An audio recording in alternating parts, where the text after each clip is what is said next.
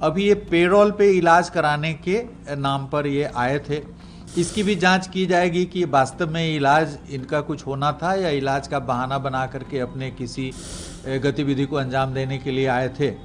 ऐसा बताया जा रहा है कि ये पाइल्स का ऑपरेशन कराने के नाम पे शायद बाहर आए हैं, तो देखना पड़ेगा कि इनका पाइल्स का ऑपरेशन हुआ नहीं हुआ, तो ये सब जांच का विषय है।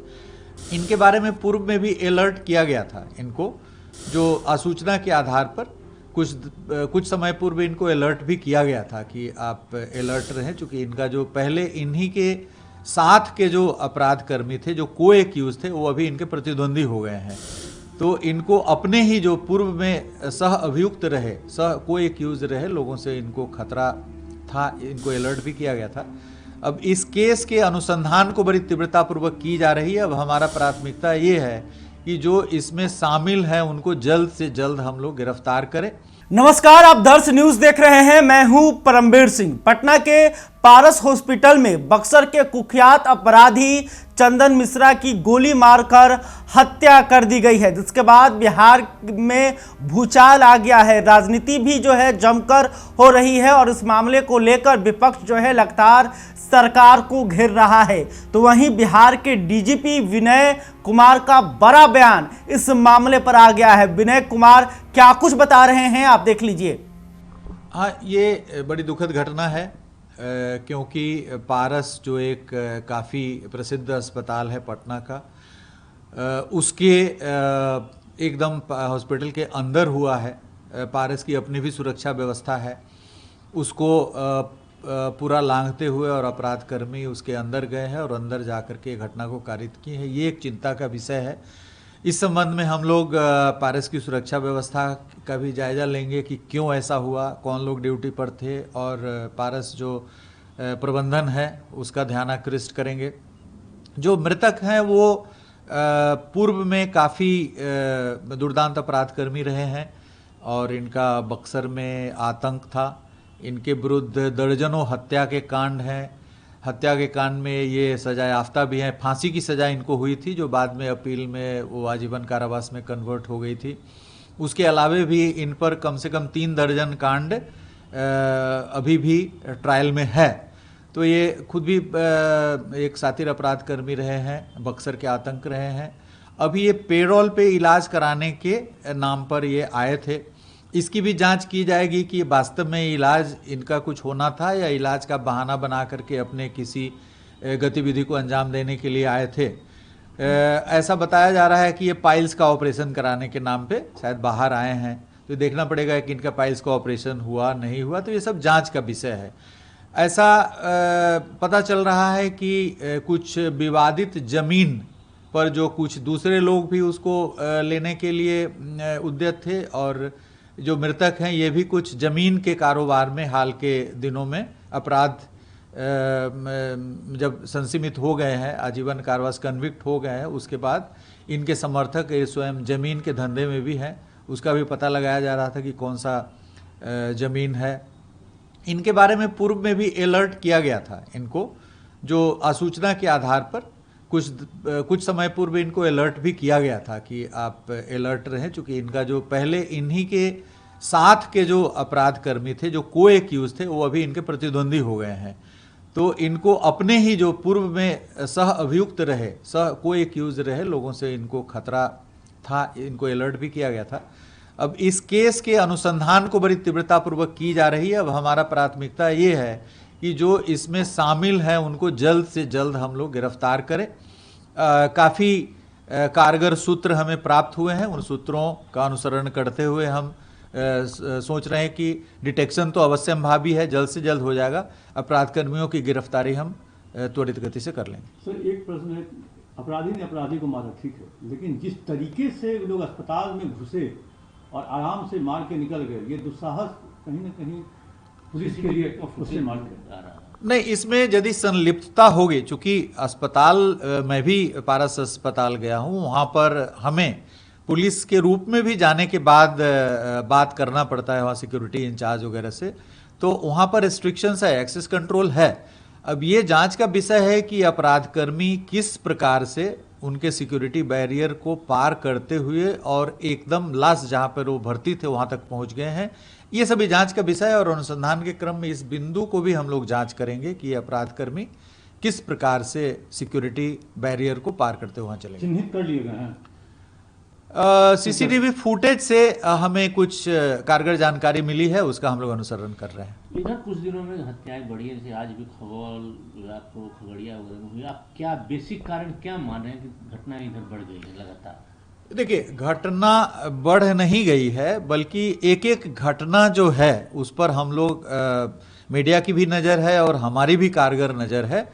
जैसे आप घटना को यदि देखेंगे तो पिछले वर्ष जुलाई में 49 हत्याएं हुई थी पटना में, 49, सिर्फ पटना में 49 घटनाएं हुई थी। इस वर्ष अभी तक पटना में 14 घटनाएं 12 या 13 हुई हैं, तो ये 49 तो नहीं ही होगा, करीब 20 से 25 होगा। तो घटना की संख्या नहीं बढ़ी है, लेकिन एक एक घटना अपने में महत्वपूर्ण है। जैसे आज जो हत्या हुई है अपराधी की ही हत्या हुई है, एक दुर्दांत अपराधकर्मी की हत्या हुई है, लेकिन पूरी तरीके से पूरी पटना पुलिस की टीम लगी हुई है और पूरा खंगाल रही है कि जो अपराधकर्मी इसमें शामिल है उनको गिरफ्तार किया जाए, चाहे अपराधी की हत्या हो या कोई कॉमन आदमी की हत्या हो। हर प्रकार की घटना को उद्भेदन करके अपराधकर्मियों को गिरफ्तार करके और उसको सजा दिलाने के लिए हम लोग कारगर कार्रवाई कर रहे हैं। और हत्या की घटनाओं में घटना हो रही है, हम इनकार नहीं कर रहे हैं, लेकिन समरूप कालखंड यदि हम पिछले साल का लें या यदि पूरे साल की तुलना हम पिछले वर्षों से करें तो इसके अनुपात में घटनाएं घट रही हैं। लेकिन संख्या के रूप में यदि घटनाएं कम हो रही हैं हत्या की, तो यह कोई सुखद विषय नहीं है, क्योंकि एक आदमी की भी यदि हत्या होती है तो ये महत्वपूर्ण है, वो एक चैलेंजिंग है, क्योंकि एक भी लाइफ यदि जाता है इस तरीके से आपराधिक घटना में तो उसके परिवार को काफ़ी बड़ी क्षति होती है। तो परिवार के लिए, समाज के लिए एक बहुत बड़ा लॉस है। इसलिए हम ये नहीं कह सकते हैं कि 3000 के बदले में 2500 हत्याएं हुई है तो ये बहुत ही सुखद एक विषय है। अपराध नियंत्रण हमारा काम है, लेकिन जब अपराध नियंत्रित हुआ है, घटनाएं घटी है, 4000 से 2500 पे आ गई हैं अभी हत्या की घटनाएं पिछले करीब 15-20 वर्षों में। लेकिन समाज की जो अपेक्षा है वो यह है कि अपराध मुक्त समाज हो, अपराध नियंत्रित नहीं हो, बल्कि अपराध मुक्त समाज हो, मतलब कोई भी घटना नहीं घटे। तो इस दिशा में पुलिस भी काम कर रही है लगातार, और हमें लगता है कि लगातार उत्तरोत्तर आप यदि आंकड़े देखेंगे पिछले करीब 20 वर्षों का, 2005 से 4 से 5 से यदि आप आंकड़ा देखेंगे तो 4000 की संख्या से हत्या की घटनाएं घटते घटते 2500 पे आ गई हैं, लगभग 1500 की कमी हुई है। और आने वाले वर्षों में जबकि जनसंख्या बढ़ रही है, आर्थिक गतिविधियों में कई गुना वृद्धि हुई है, लैंड पर जो प्रेशर है वो काफ़ी बड़ा है जनसंख्या का, लैंड की कीमत आसमान छू रही है पूरे राज्य में। आप किसी भी शहर में चले जाइए तो जो ज़मीन की कीमत है वो पिछले 20 वर्षों में कई एरिया में 40 गुना 50 गुना बढ़ गई है। तो ज़मीन पर काफ़ी लोगों की नज़र है, काफ़ी कंपीटिंग ग्रुप्स उस लैंड पर अपना आधिपत्य जमाने के लिए, खरीदने के लिए प्रयास कर रहे हैं। तो इन सभी चीज़ों के बावजूद, आर्थिक गतिविधियों में इतना इजाफा होने के बावजूद, जनसंख्या में कम से कम 100% की वृद्धि होने के बावजूद भी हत्या के कांडों में 4000 से 1500 की एब्सोल्यूट संख्या में कमी आई है। ये अपराध नियंत्रण इसको कहा जा सकता है। लेकिन जैसा कि मैंने कहा कि समाज अपराध नियंत्रण नहीं बल्कि अपराध मुक्त समाज चाहती है, कोई भी हत्या नहीं हो। तो जीरो हमारा आदर्श तो यही है कि कोई हत्या नहीं हो, जीरो क्राइम हो, उसको हम लोग धीरे धीरे मुकम्मल करने का प्रयास कर रहे हैं। सर, आज की जो घटना घटी है सर, क्या इसमें हॉस्पिटल की सिक्योरिटी की लैप्सेज है? वही मैंने आपको कहा कि इतने बेरोक टोक ढंग से अपराधी, और भी एक नहीं 4-5 की संख्या में बेरोक टोक वहां तक पहुंच गए हैं, ये अपने में एक जांच का विषय है। और इस पर निश्चित रूप से हम जांच करेंगे। जो भी वहां पर सुरक्षा में लगे हुए थे हॉस्पिटल प्रबंधन, उनका भी बयान वगैरह लिया जाएगा कि और अस्पताल प्रबंधन का ध्यान आकृष्ट किया जाएगा इस ओर से। पटना का जो अन्य अस्पताल है सर, इस टाइप का, पास टाइप का, उनके लिए भी एडवाइजरी निर्गत की जाएगी। यस, उनके लिए भी सुरक्षा प्रभाग से एडवाइजरी निर्गत की जाएगी कि आप जो प्राइवेट सुरक्षा प्रहरी हैं उनको भी पूरी तरीके से प्रॉपर ट्रेनिंग दिलवाएं, उनके बीच बीच में रिहर्सल करें, ड्रिल करें और उन पर नज़र रखें कि इस प्रकार की घटना भविष्य में न घटित हो। तो आपने देखा कि विनय कुमार ने बताया कि यह बक्सर का आतंक था, दुर्दांत अपराधी था और इसके ऊपर अभी दर्जनों मामले चल रहे थे। उन्होंने कहा कि यह भी जांच का विषय है कि चंदन मिश्रा क्या सच में बीमार था और पारस हॉस्पिटल में इलाज के लिए ही आया था या फिर कोई आपराधिक घटना को अंजाम देने वाला था। इसके साथ ही विनय कुमार ने यह भी बताया कि चंदन मिश्रा को पहले भी अलर्ट कर दिया गया था कि उसके जो पुराने अपराधी सहकर्मी थे, साथी थे, वो अब उसके दुश्मन बन गए थे। और डीजीपी ने यह कहा है कि पुलिस को शुरुआती जांच में यह पता लगा है कि जमीन के मामले में ही जो है चंदन मिश्रा की हत्या की गई है और जो पुलिस है जल्द ही आरोपियों को गिरफ्तार कर लेगी।